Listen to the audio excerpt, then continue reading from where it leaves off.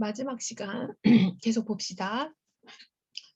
성폭력 피해자 가족에 대한 이해와 접근에서 현재 현행 제도들에 대한 문제점과 앞으로의 과제들을 제시해 놓으신 거를 볼 텐데요. 성폭력 통합 지원 센터와 상담소 등 피해자 지원 전문 기관에서 가족의 초기 대응 및 역할 지원을 위한 체계적인 매뉴얼이 없다. 그래서 지원 기관에서 부모에게 초기 대응 교육과 역할 지원을 하려고 해도 부모가 원치 않거나 거부하는 경우에는 접근하기가 어렵다는 한계가 있다. 그러니까 매뉴얼이 없으니까, 그러니까 체계적인 매뉴얼이 없으니까 사실 거부하면 그거에 대해서 강제를 할 수 있는 효력도 없죠. 그래서 더 이상 이제 접근할 수 없다라는 부분들이 이제 문제점이 있고요. 통합지원센터와 상담소 등 전문 지원 기관에서 가족 중심적인 접근 마인드가 부족하다는 문제점. 이 얘기 지금 처음부터 제가 한 부분이죠. 가족과 피해자와 동시에 모두 다 클라이언트를 보고 접근해야 된다라는 부분들이 안 되고 있다는 문제점. 지원기관들이 거의 표준화된 프로그램을 사용하고 있지 않고 가족에 대한 개입을 할 수 있는 전문 인력도 없다라는 거죠. 또 성폭력 피해자 지원기관이 전반적으로 가족 취약 요인에 대해 기본적인 사정을 하고 이에 대해 외부 기관과 연계 등을 통해서 지원하는 접근이 약한 것으로 나타났다. 그래서 아까 가족 같이 사정해야 된다라는 부분 계속 나왔잖아요. 같이 사정한 후에 이거에 대한 개입, 이걸 근거로 이 부분들이 약하다라는 거예요. 현재 지금 현행 제도 안에 있는 지원 기관들이 지금 이게 2014년 자료니까 지금은 많이 개선됐어요. 왜냐면 그 2014년 이후에 크고 작은 반성폭력 사건이 사회적으로 이슈가 된 것들이 있어요. 저희 나라는 정말 언론 보도 사회적 이슈가 되면 그때 막 발빠르게 국회의원들이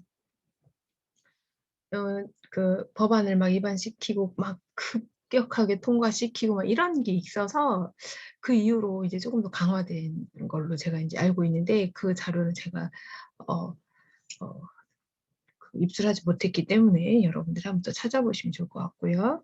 피해자와 가족 보호를 위해 가해자로부터 법적 보호 장치로 접근 금지 명령 등의 제도가 마련돼 있긴 해요. 그러나 제도 실행이 미흡한 점이 많은. 그러니까는 접근 금지할 수는 있는데 사실상 어렵다는 거예요. 그래서 제가 만난 케이스들도 이 부분을 너무 자명하게 잘 알아요. 그래서 불안하신 거예요. 어떻게 해서든지 찾아올 거다라는 부분들.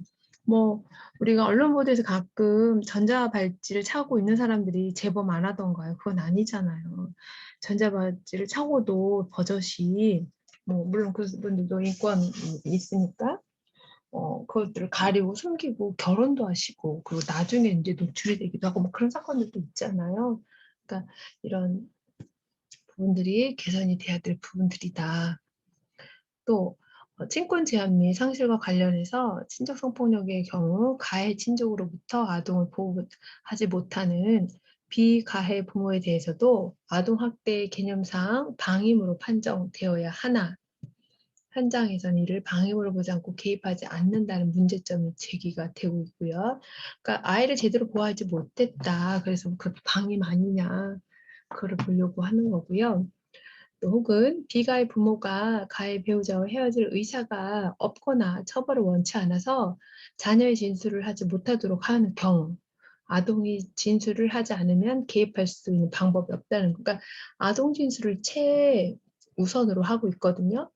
그래서 제가 어제 자료 찾다 보니까 이번에 이제 법원에서 판례에서 아동 진술이 번복될 경우는 분명히 회유와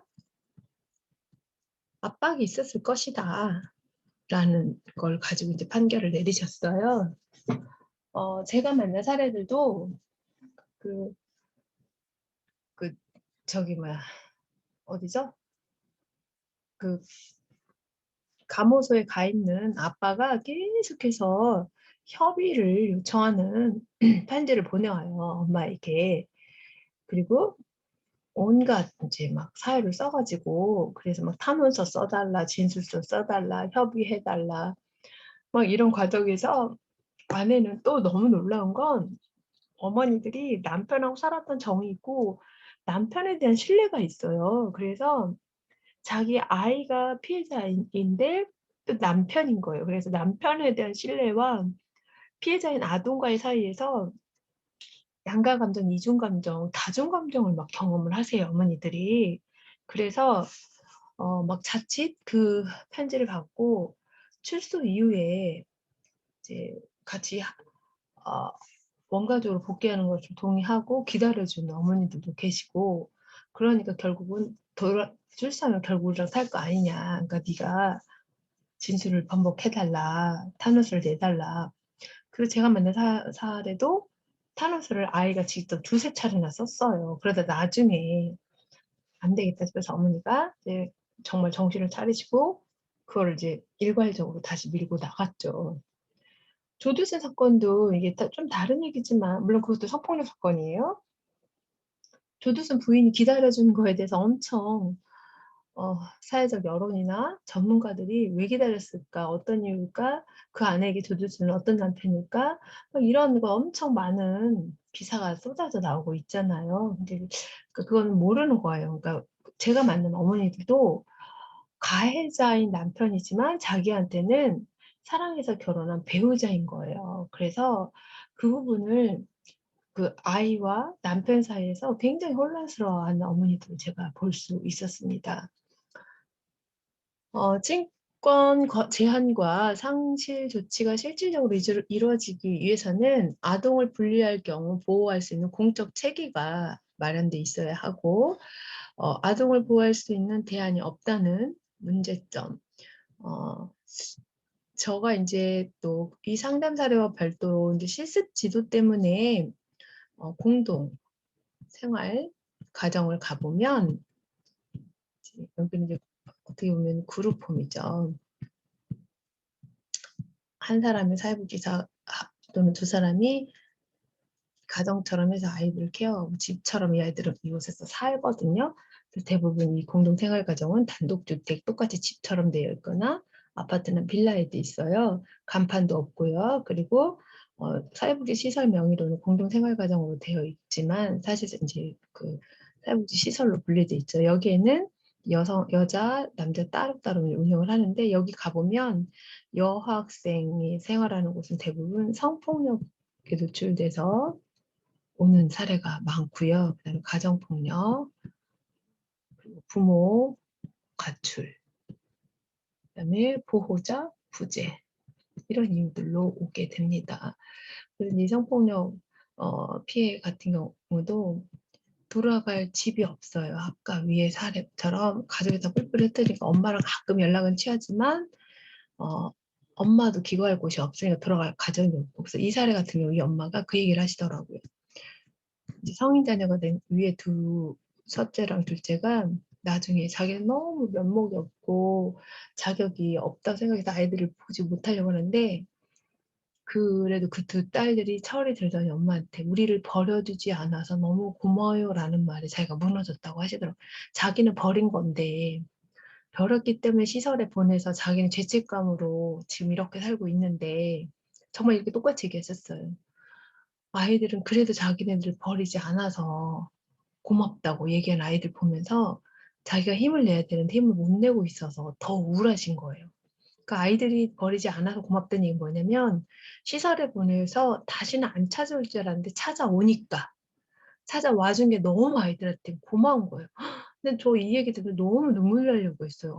아이들이 정말 그 시설에 있으면서 함께 버려졌다고 생각하는 많은 생활하고 있는 아이들이 있을 거 아니에요.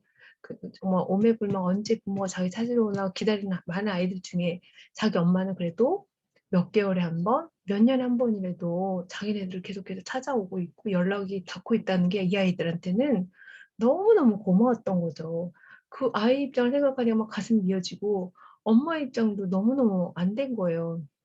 보호자로서의 자격을 자기가 갖추지 못하고 있다고 생각하니까 아이들을 데리고 올 공간도 없고 데려올 수도 없고 자기는 데리고 와도 심리 정서적으로 다 무너진 상태라서 건강한 가정을 의 모습을 만들어 줄 수도 없고 너무너무 불쌍했어요. 제가 이 엄마랑 상담하는 동안 제가 막 그 주저주저 어쩔 줄 모르고, 그리고 이 어머니는 저랑 상담이 처음 상담이었고 한 번도 거의 20 년이 돼 가는 동안에도 공적인 상담 받은 적이 없고 사적인 상담도 받은 적이 없고 어떤 지원도 받은 적이 없으신 거예요. 그냥 혼자 감당을 했던 건데 이 엄마를 알게 된 계기가 이 공동생활에서 생활하고 있는 이 성폭력 피해자 아이를 인제 이 공동생활 과정 원장님이 보고 계시다가 인제 이 성폭력 피해자인지 모르고 아이를 이제 이곳에서 케어하다가 어찌어찌 돼서 알게 되는데, 이 아이 엄마가 이제 가끔씩 면회 오는 거 보면서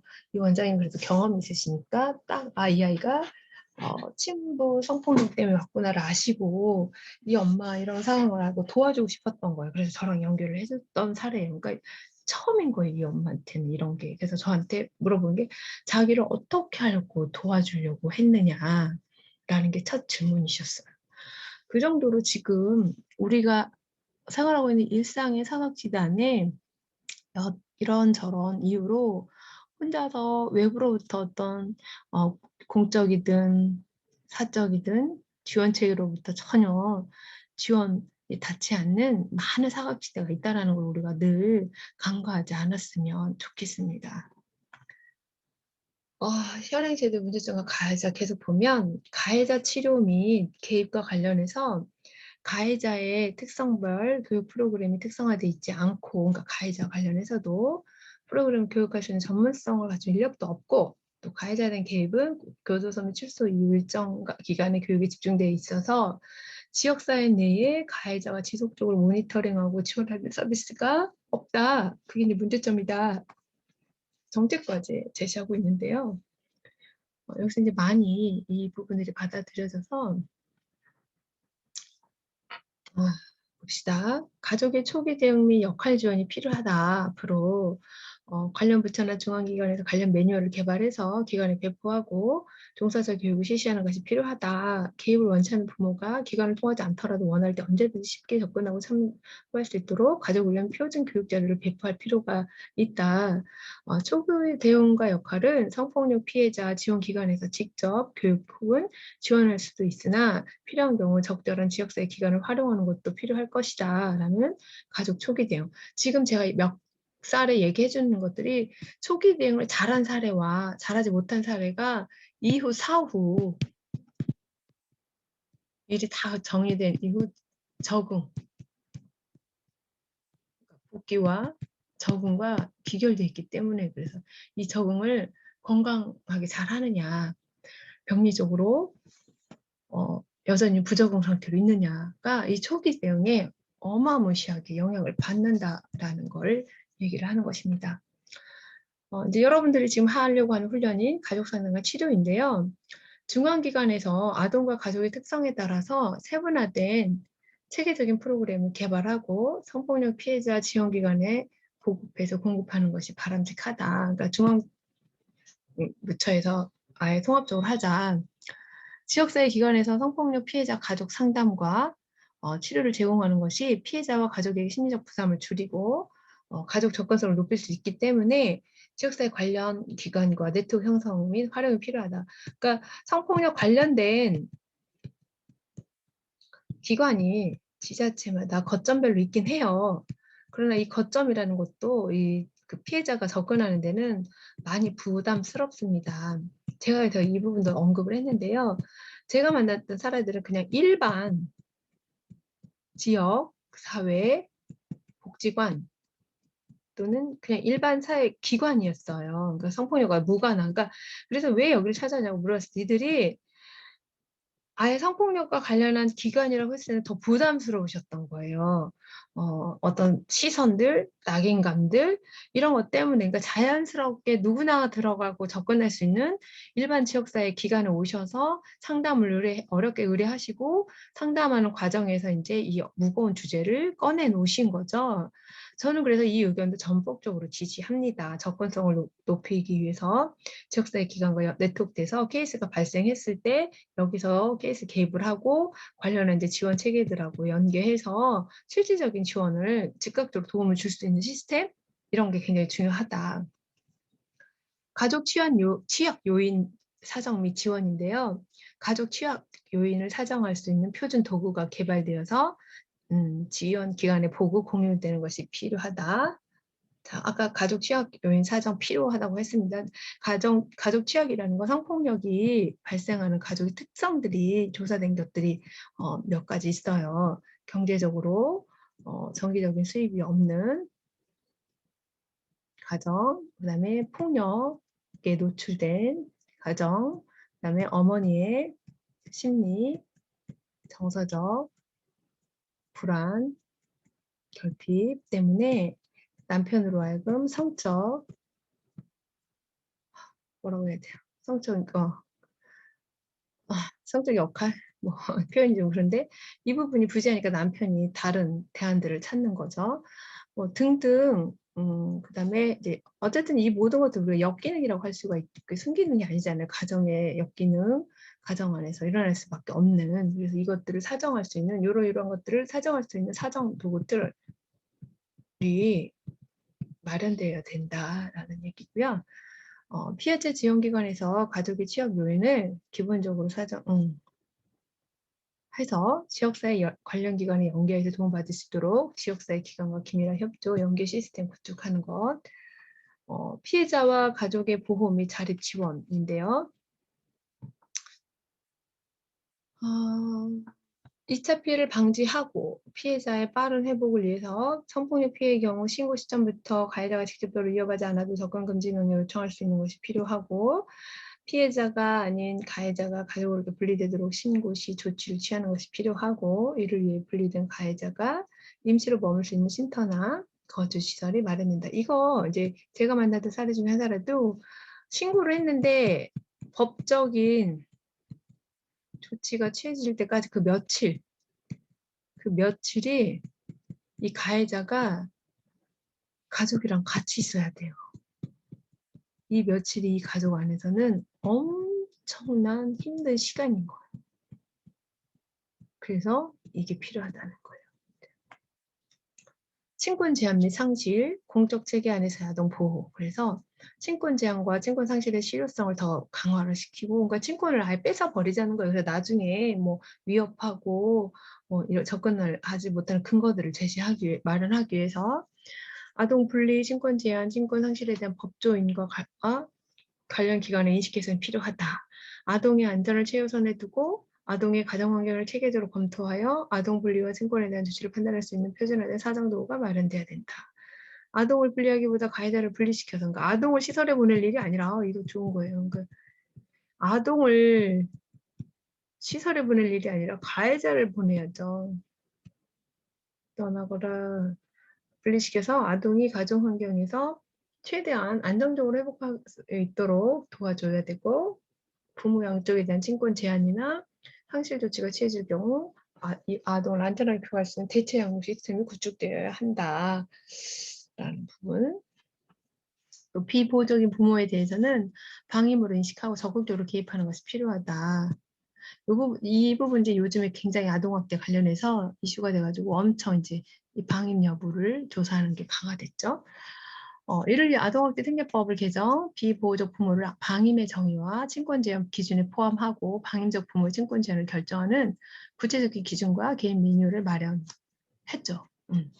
비보호적 방임 부모에 대한 상담 명령, 친권 제한 조치를 취할 수 있는 법적 근거들을 마련해야 된다.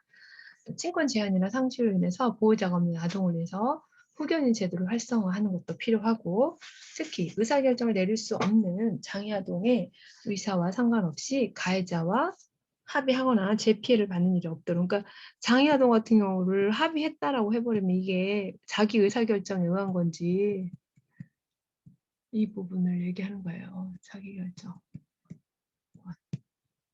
그래서 후견인이 이 부분을 행사할 수 있도록 돕는 것. 가해자 치료 및 개입. 이제 가해자도 치료 및 개입이 필요하다는 부분, 가해자 부분 여러분들이 다른 교수님한테 들었을 것 같아서 관련해서 지금 본 자료는 이 자료에서 많이 제가 발제를 했고요. 또 지금 설명했던 내용들은 이 연구 내용과 이 연구 내용의 자료들을 토대로 해서 제가 사례들을 얘기했고요. 제가 사례는 실제 제가 개입했던 사례를 예시를 통해서 말씀을 드렸습니다. 관심 있으시면 본 자료들을 더 찾아서 읽어보시면 좋을 것 같습니다. 자, 수고하셨습니다. 마무리 또 교육 더 받으시고 전 한 번 더 남아있는 것 같아요. 여러분들이랑 만날 시간이 또 그때 뵙도록 하겠습니다. 수고하셨습니다.